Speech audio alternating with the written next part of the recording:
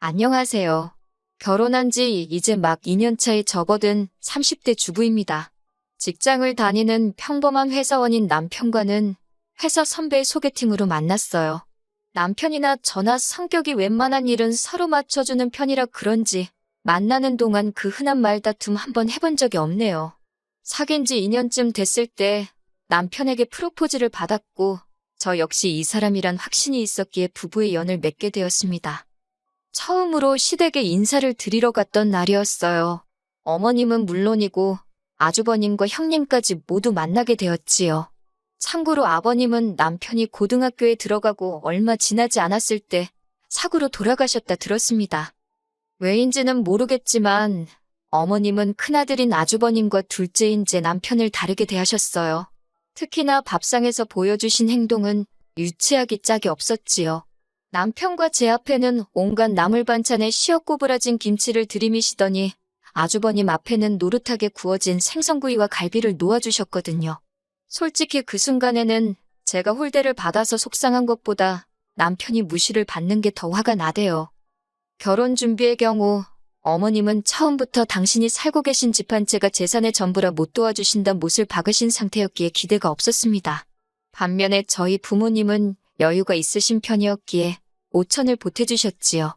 그 덕분에 저희 둘이 모은 돈 1억 7천에 5천, 그리고 대출까지 받아서 수도권에 있는 작은 아파트를 하나 샀어요.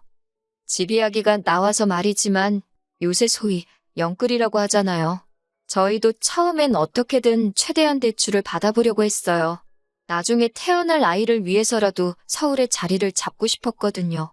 하지만 당장 저희 둘이 잘 벌고 있긴 했어도 대출이자도 무시할 게 못 되고 여러 가지 여건상 영끌은 할 형편이 못 되었습니다. 그래서 어머님께 조금이라도 도와주실 수 없는지 정말 간곡하게 여쭤보았어요. 하지만 어머님께서는 그 돈은 임자가 따로 있다며 안 된다 하시대요. 그리고 얼마 후 생각지도 못한 이야기를 듣게 되었습니다. 어머님이 집을 팔고 아주버님네로 들어가시기로 했대요. 집 판 돈은 다 아주버님에게 주시기로 했고요. 제가 이 이야기를 듣게 된 건 바로 형님을 통해서였습니다. 제가 아주버님이란 인간은 어머님 때문에도 그렇고 별로 좋아하지 않아요. 나이냐고 겨우 2살 차이 나면서 어지간히 윗사람 행세를 해대거든요. 누가 보면 아주버님이 아니라 아주 시아버지가 따로 없을 만큼이요. 하지만 형님은 사람이 순하고 따뜻합니다. 처음 시집오고 돌아온 제 생일에 남편을 제외하고 시댁 식구들 사이에서 유일하게 축하한다 연락을 해준 사람이기도 하고 그래서인지 형님하고는 가끔 커피 한 잔도 같이 마실 만큼 좋은 사이를 유지하고 있어요. 그런 형님이 울면서 전화를 걸어왔으니 제가 얼마나 놀랬는지 모릅니다. 형님은 세상에 이런 법이 어디 있냐면서 아주버님과 어머님 이야기를 시작했습니다. 듣자 하니 제가 다 어이가 없더라고요. 형님이 급한 일로 3일 동안 집을 비웠는데 그 사이에 아주버님과 어머님이 한마디로 작당 모의를 했다대요. 며칠 날 이사 오겠다며 아주 통보식으로 전해왔다고요. 저는 그래도 어머님이 아파트 팔면 그 돈 다 아주버님 주시는 거 아니겠냐며 좋으시겠다 했어요. 그러자 형님이 다시 하는 말이 제가 뭘 몰라서 하는 소리랍니다. 어머님 아파트 그거 지금 2억도 안 가는데 그나마도 근저당 잡힌 게 1억은 될 거라며 그러니 그 아파트 팔아서 대출 갚고 어쩌고 하면 막말로 물려받을 것도 얼마 없는데 너무 속상하다고요. 제가 달리해줄 말은 없었지만 오죽하면 같은 며느리인 저를 붙잡고 하소연을 하나 싶어서 안쓰러웠네요. 그리고 그날 밤 퇴근한 남편의 표정 또한 영 밝지가 않았습니다. 처음엔 회사에서 무슨 일이라도 있었나 싶어서 왜 그러냐 물었더니 남편이 정말 자기 어머니지만 너무한다며 분통을 터뜨리더라고요. 말이 나왔으니 말이지만 저도 남편도 사람인데 서운함이 왜 없었겠어요? 저희 결혼할 때는 땡전 한 푼 못 해준다 하신 것도 서운한데 갑자기 무슨 바람이 불어 아주버님 댁에 들어가시겠다 한 건지. 형님 말로는 물려받게 될 돈 그거 얼마 되지도 않는다고 하지만 그거야 사실인지 아닌지 저희가 알 수도 없는 일이고 여러 가지 생각에 머리가 복잡하대요. 그렇게 어머님이 아주버님 댁으로 들어간 지 한 3달쯤 지났을 무렵이었습니다. 어머님 생신이라 아주버님 집에서 다 같이 식사를 했어요. 사실 주말이었으면 형님과 제가 같이 음식도 하고 그럴 수 있는데 어머님이 죽어도 당일날 축하를 받으셔야겠다고 고집을 피우셨거든요. 결국 저는 원래대로 출근을 했고 전업주부인 형님 혼자서 아침부터 음식하느라 고생 꽤나 했지요. 뿐만 아니라 식사를 하는 내내 어머님께서는 형님을 아주 쥐잡듯 잡으셨습니다. 이거 가져와라 저거 가져와라. 아주 종도 저런 종이 없다 싶더라니까요. 어찌저찌 식사가 끝나고 어머님과 아주버님은 당연하다는 듯 거실로 가더라고요. 그 와중에 그래도 저희 남편은 자기가 설거지를 할 테니 저와 형님에게 쉬라고 하대요.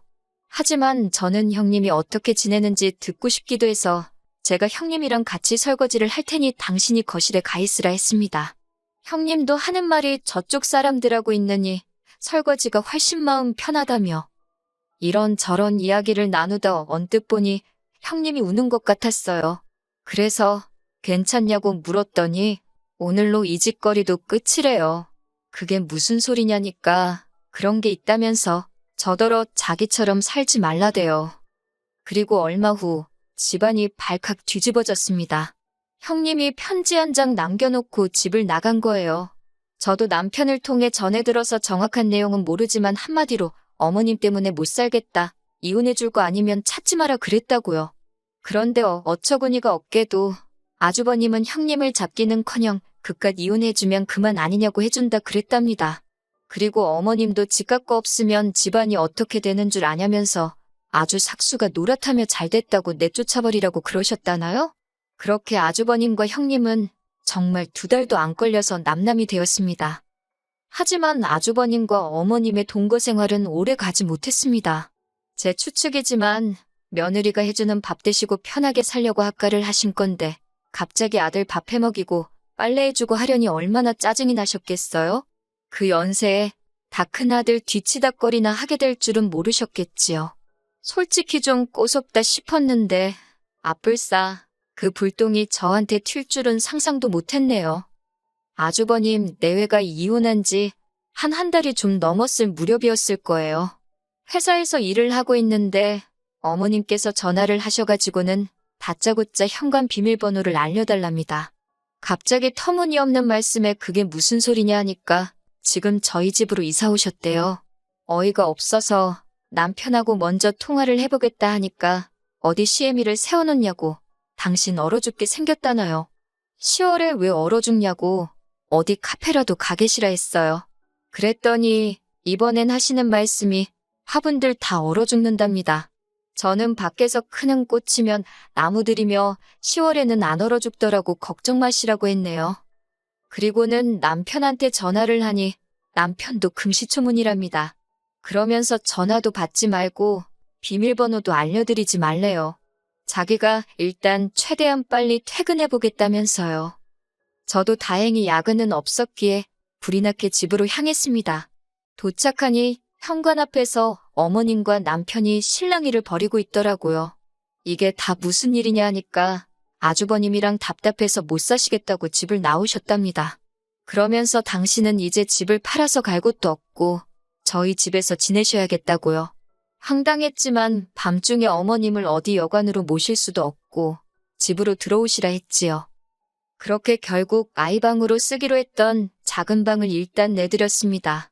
30개도 넘는 화분을 가지고 오셨는데 저희는 베란다를 다 확장한 집이었기에 놀 데가 마땅치 않았어요. 어쩔 수 없이 작은 방에 두라 했지요. 어머님은 큰애네 집에 있을 땐 당신이 안방을 썼다며 저희한테도 안방을 내놓으란 식이셨는데 그건 안 된다 했습니다. 그리고는 남편이 당장에 내일이라도 형한테 돌아가시라 하더군요. 저희는 맞벌이라서 음식도 다 사 먹고 청소도 사람 불러서 하고 아무튼 어머니하고는 안 맞는다고요. 하지만 어머님이 저희 말을 들은 척이나 하셨겠어요? 바로 다음 날부터 저희가 출근한 틈을 탓 아주 당신 세상이다 싶으셨는지 온 집안을 휘젓고 다니기 시작하셨지요. 어떻게 알았냐면 친정어머니가 보내주신 반찬이 쓰레기통에 들어가 있질 않나, 제 옷장 속 옷들이 멋대로 뒤섞여 있지를 않나, 심지어 제가 없는 사이에 제 핸드백을 들고 외출을 하셨는지 어머님 방에 제 핸드백이 가 있더라고요. 이와 비슷한 일들이 하루 걸러 반복되었고 그럴 때마다 어머님과 저희 사이에서 큰 소리가 오고 갔어요. 그렇다고 어머님을 강제로 내쫓을 수는 없었으니 어쩔 수 없이 어머님이 외출하신 사이에 안방 문고리를 밖에서도 잠글 수 있는 것으로 바꿔달았습니다. 열쇠는 남편과 제가 각각 하나씩 가지고 있기로 했지요.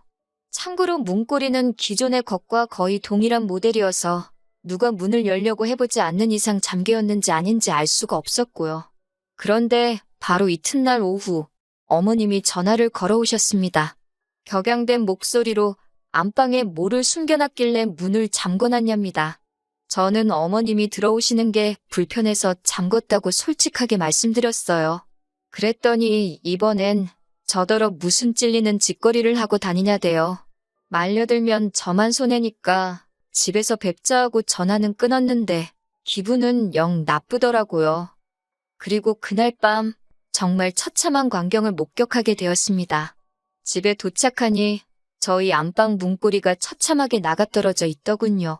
어머님 말씀이 당신 화분이 하나 없어졌는데 그게 예뻐서 제가 가져갔다 싶더래요. 그런데 방문이 잠겨 있어서 당신이 망치로 뜯었다는데 어이가 없다 못해 소름이 끼치더라고요. 그리고는 급기야 그러니까 왜 사람 갑갑하게 안방문을 잠그고 다니냐고 소리를 지르셨어요. 어머님의 그 태도가 어찌나 당당한지 모르는 사람이 봤으면 제가 진짜 무슨 큰 잘못이라도 한 줄 알았을 거예요. 그리고 곧이어 퇴근한 남편이 들어왔습니다. 제가 떨어져 나간 안방 문고리를 보여주면서 남편에게 하소연을 하니 어머님이 저더러 웃기는 X라면서 시애미가 안방에서 뭐라도 훔쳐갈까봐 잠궜냐는 식으로 저를 정말 천하의 나쁜 X로 몰아가시더라고요. 그러자 남편이 내가 잠그자고 한 거라며 우리끼리 잘 살고 있는데 갑자기 나타나서는 왜 이 분란을 만드냐고 어머님께 악을 쓰더라고요. 형네 이혼시킨 것도 부족해서 나까지 이혼시켜야 직성이 풀리겠냐고. 그러자 어머님이 남편더러 여자에 환장했냐고 악을 쓰시는데 남편이 어머님을 거의 끌고 나가더라고요. 놀란 제가 뒤쫓아 나가는데 남편이 끌고 나간 어머님을 그대로 차에 태우더니 아주버님네 모셔다 드린다 하대요. 그렇게 좋아하는 큰아들한테 가서 살라고 둘째인 자기는 죽었다 생각하라면서요. 놀란 저도 차에 올라탔습니다. 어머님은 아주버님네로 향하는 내내 저희한테 욕을 하시다가 또 눈물을 쥐어짜내시다가 아주 난리도 이런 난리가 없었습니다. 그런데 저희 남편은 그런 어머님을 보고도 꿈쩍도 안 하더라고요. 아주버님네 도착해서는 차에서 내리지 않고 버티는 어머님을 강제로 들어옮기다시피 했지요. 결국 그렇게 어머님은 다시 아주버님네로 돌아가셨습니다. 집에 도착한 남편이 현관 비밀번호도 바꿔버리더니 내일 사람 불러서 화분도 다 그 집에 보낼 거라며 저더러 더는 마음 쓰지 말랍니다. 이런 꼴을 보게 해서 미안하다며 앞으로 자기는 가족은 없는 셈치고 저 하나만 보고 살 거라며 저한테도 그래달라 하대요. 그리고 며칠 뒤 아주버님한테 연락이 왔습니다. 한다는 소리가 형님이 너무 그리워서 그런다며 그래도 형님하고 저는 사이가 좋지 않았냐고 혹시 지금 형님이 어디 있는지 아냐입니다. 알지도 못했고 안다고 해도 제가 미쳤다고 그걸 알려주겠어요? 저는 형님이 보고 싶은 게 아니라 일할 사람이 필요한 거 아니냐며 불쌍한 형님 그만 찾으시라고 어머님하고 두 분이 잘 지내시라 소리를 질렀습니다. 아주버님이 저더러 어머님 안부는 궁금하지 않냐길래 그렇게 아끼는 큰아들하고 같이 계신데 얼마나 좋으시겠냐며 잘 계실 거라 믿는다 했지요. 솔직히 이 이후로 남편 속이 말이 아닐 거예요. 하지만 남편에겐 미안하지만 제가 섣불리 나서서 효도한답시고 어머님을 모실 수는 없을 것 같네요. 저는 그저 남편과 단둘이 행복하게 살고 싶은 마음뿐입니다.